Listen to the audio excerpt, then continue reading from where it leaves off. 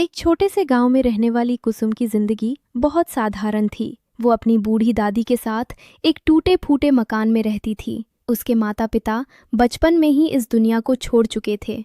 कुसुम दिन भर खेतों में मजदूरी करती, फिर शाम को घर लौटकर दादी की सेवा करती। लोग कहते थे कि कुसुम के हाथों में जादू है। जो भी बीमार पड़ जाता उसे कुछ जड़ी बूटियां और प्यार भरी देखभाल देकर वो ठीक कर देती। लेकिन गांव में उसकी कोई खास पहचान नहीं थी। एक दिन शहर से एक अमीर व्यापारी राघव शुक्ला अपने बूढ़े पिता के इलाज के लिए गांव आया।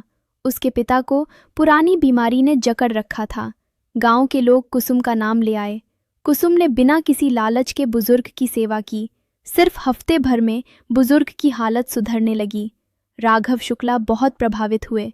उन्होंने कुसुम से कहा, बेटी तुम शहर चलो, मेरे घर में मेरे पिता की देखभाल करो, अच्छी तनख्वाह दूंगा। कुसुम ने पहले मना किया, दादी अकेली कैसे रहेंगी। लेकिन दादी ने खुद कहा, जा बेटी, यहाँ तो बस 2 वक्त की रोटी भी मुश्किल है, शहर में कमाकर भेजना। कुसुम शहर पहुंची। राघव शुक्ला का घर शहर के सबसे बड़े मोहल्ले में था। बड़ा बंगला, कई नौकर चाकर, कारें। कुसुम को बुजुर्ग की देखभाल का पूरा जिम्मा सौंप दिया गया। बुजुर्ग राम प्रसाद शुक्ला पहले हफ्ते ही कुसुम को अपनी बेटी मानने लगे। तुम्हारी आंखों में वही सच्चाई है जो मेरी स्वर्गीय बेटी में थी, वे अक्सर कहते। कुसुम दिन भर बुजुर्ग के पास रहती, उनकी दवाइयाँ समय पर देती, कहानियाँ सुनाती, घुमाती।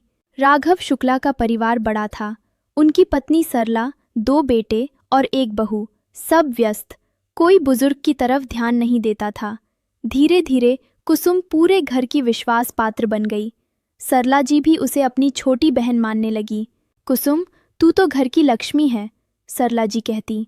तेरी वजह से पापा जी का चेहरा फिर से खिल गया है। कुसुम को अच्छा लगता। वो सोचती कि शहर में भी अच्छे लोग होते हैं। लेकिन एक बात उसे परेशान करती थी। घर में एक पुराना नौकर था, नाम था श्यामलाल। वो पिछले 20 साल से शुक्ला परिवार के साथ था।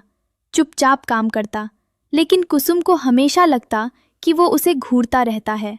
एक शाम बुजुर्ग राम प्रसाद जी ने कुसुम को पास बुलाया। बेटी, मेरे पास कुछ पुरानी दस्तावेज हैं, इन्हें किसी को मत बताना। ये हमारे परिवार की असली संपत्ति हैं। राघव को पता चल गया तो वो सब बेच देगा। कुसुम ने वादा किया कि वो किसी को नहीं बताएगी। उस रात श्यामलाल अचानक उसके कमरे के पास आया। कुसुम बेटी, बुजुर्ग जी ने तुम्हें कुछ बताया होगा, सावधान रहना, इस घर में हर कोई लालची है। कुसुम डर गई, लेकिन उसने कुछ नहीं कहा। धीरे धीरे दिन बीतने लगे। कुसुम की देखभाल से बुजुर्ग जी पूरी तरह स्वस्थ हो गए। वे अब घर के फैसलों में भी हिस्सा लेने लगे। राघव शुक्ला को ये अच्छा नहीं लगा। वो चाहता था कि पिता सारा कारोबार उसे सौंप दें, लेकिन बुजुर्ग जी कहते, अभी वक्त नहीं आया। घर में तनाव बढ़ने लगा। सरला जी भी कुसुम से शिकायत करने लगी कि तुम पापा जी को हमारे खिलाफ भड़का रही हो। कुसुम परेशान थी। वो तो सिर्फ बुजुर्ग की सेवा कर रही थी। एक दिन बुजुर्ग जी ने उसे एक पुरानी डायरी दी। इसे पढ़ो बेटी, इसमें हमारी परिवार की सच्ची कहानी है। कुसुम रात को चुपके से डायरी पढ़ने लगी। पता चला कि राम प्रसाद जी की पहली पत्नी से एक बेटी हुई थी जो बचपन में खो गई थी।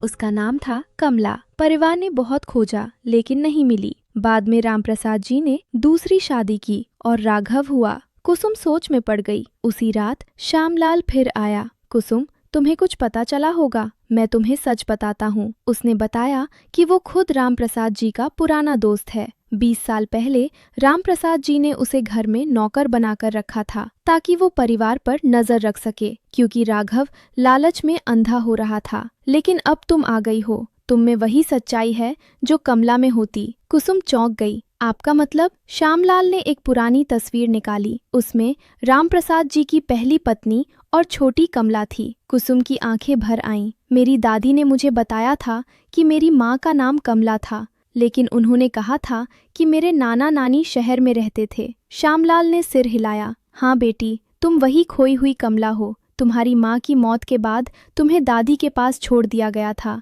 राम प्रसाद जी को कभी पता नहीं चला। कुसुम रो पड़ी, लेकिन श्यामलाल ने चेतावनी दी, अभी किसी को मत बताना। राघव जान गया तो तुम्हें खतरा हो सकता है। अगले कुछ दिन कुसुम चुप रही, लेकिन घर का माहौल बिगड़ता जा रहा था। राघव शुक्ला ने पिता को प्रॉपर्टी के कागजों पर दस्तखत करने के लिए दबाव डालना शुरू कर दिया। बुजुर्ग जी मना करते तो घर में झगड़े होने लगते। एक रात कुसुम ने देखा कि राघव के बड़े बेटे अजय बुजुर्ग जी के कमरे में चुपके से घुसा। वो दस्तावेजों की अलमारी खोल रहा था। कुसुम ने शोर मचाया, पूरा घर जाग गया।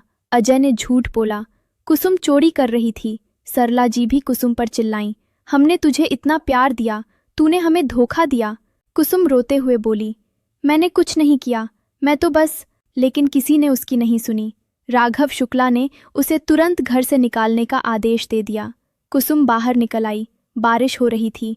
वो सड़क पर भीगती हुई चल रही थी जब श्यामलाल उसे पकड़कर ले आया। बेटी, हार मत मानो, सच्चाई का साथ कभी अकेला नहीं छोड़ता। अगले दिन श्यामलाल ने बुजुर्ग राम प्रसाद जी को सब कुछ बता दिया। बुजुर्ग जी पहले तो स्तब्ध रह गए, फिर उन्होंने कुसुम को बुलवाया। जब कुसुम ने अपनी दादी की दी हुई चूड़ी और पुरानी तस्वीर दिखाई तो बुजुर्ग जी रो पड़े। मेरी कमला, मेरी खोई हुई बेटी। पूरे घर में सन्नाटा छा गया। राघव शुक्ला सफ़ेद पड़ गए। उन्होंने कोशिश की कि पिता को समझाए कि कुसुम झूठ बोल रही है, लेकिन डीएनए टेस्ट और पुराने कागजात सब कुछ साबित कर रहे थे। बुजुर्ग राम प्रसाद जी ने फैसला सुनाया, राघव, तुमने लालच में अंधे होकर अपना ही खून ठुकराने की कोशिश की। अब से सारा कारोबार कमला यानी कुसुम संभालेगी। राघव और उसके परिवार को अलग घर में भेज दिया गया। कुसुम ने पहले तो मना किया, मैं तो बस सेवा करना चाहती थी। लेकिन बुजुर्ग जी ने कहा, बेटी, खून का रिश्ता सबसे बड़ा होता है। अब तुम इस परिवार की मालकिन हो। कुसुम ने घर संभाला, लेकिन उसने कभी बदला नहीं लिया। उसने राघव परिवार को भी मासिक मदद देना जारी रखा। श्यामलाल को घर का मुख्य सलाहकार बना दिया। धीरे धीरे पूरा मोहल्ला कुसुम की नेकी की बातें करने लगा। वो गरीब लड़कियों को पढ़ाती, अस्पताल में मदद करती। लेकिन कहानी यहाँ ख़त्म नहीं होती। 1 साल बाद एक बड़ा संकट आया। राघव शुक्ला के बड़े बेटे अजय ने कंपनी के पैसे में गबन कर लिया। कंपनी डूबने लगी। कुसुम ने सब कुछ जान लिया। वो रात भर सो नहीं पाई। सुबह उसने फैसला किया, वो अजय के पास गई। भैया, गलती हो गई, वापस कर दो, मैं किसी को नहीं बताऊंगी। अजय पहले तो चौंका, फिर रो पड़ा। तुम्हें हमने इतना दुख दिया, फिर भी तुम मदद कर रही हो? कुसुम ने मुस्कुराते हुए कहा, दुख देकर कोई सुख नहीं पा सकता। मैंने दादी से सीखा है कि माफ़ करना सबसे बड़ी ताकत है। अजय ने सारा पैसा वापस कर दिया। राघव शुक्ला परिवार वापस घर आ गया। अब वे सब कुसुम का सम्मान करते थे। बुजुर्ग राम प्रसाद जी हर शाम कुसुम के साथ बैठकर पुरानी यादें सुनाते। श्यामलाल अक्सर कहता, देखा बेटी, सच्चाई और नेकी आखिर जीत ही जाती है। कुसुम अब पूरी तरह बदल चुकी थी। वो न सिर्फ अमीर थी, बल्कि पूरे शहर की आदर्श बनी हुई थी। वो अक्सर युवतियों को कहती, चाहे कितनी भी गरीबी हो, अपने दिल की सच्चाई कभी मत छोड़ना, ईश्वर सब देखता है। उसकी दादी भी शहर आ गई थी। अब पूरा परिवार साथ रहता था। कुसुम ने एक स्कूल भी खोला जहां गरीब बच्चों को मुफ्त शिक्षा मिलती। लोग दूर दूर से उसकी कहानी सुनने आते। एक बार एक पत्रकार ने पूछा, आपने इतना सब सहने के बाद भी किसी से बदला क्यों नहीं लिया? कुसुम ने शांति से जवाब दिया, बदला लेने से दिल छोटा हो जाता है, माफ़ करने से दिल बड़ा होता है। मैंने अपने पिता और भाइयों को खोया था, लेकिन नेकी ने मुझे पूरा परिवार वापस दिला दिया। श्यामलाल आज भी घर का हिस्सा था। वो कहता, कुसुम जैसी बेटी पाकर राम प्रसाद जी धन्य हो गए। इस तरह कुसुम की कहानी सिखाती है कि चाहे दुनिया कितना भी धोखा दे, सच्चाई, सेवा और माफ़ी की राह पर चलने वाला कभी अकेला नहीं पड़ता। ईश्वर उसके साथ होता है। कुसुम जब पहली बार शहर आई थी तो उसके पास सिर्फ एक छोटा सा झोला था, जिसमें 2 जोड़ी कपड़े और दादी की दी हुई कुछ जड़ी बूटियां थीं। अब उसके पास पूरा बंगला था, लेकिन उसकी सादगी कभी नहीं बदली। वो सुबह उठकर खुद रसोई में जाती, दादी के लिए खिचड़ी बनाती, फिर बुजुर्ग पिताजी के साथ घूमने जाती। राघव परिवार अब उसके सामने सिर झुकाकर बात करता। सरला जी अक्सर कहती, बहन, हमने तुम्हें बहुत तकलीफ दी, माफ़ कर दो। कुसुम हर बार मुस्कुराकर कहती, बहन, बीती बात भूल जाओ, अब हम एक परिवार हैं।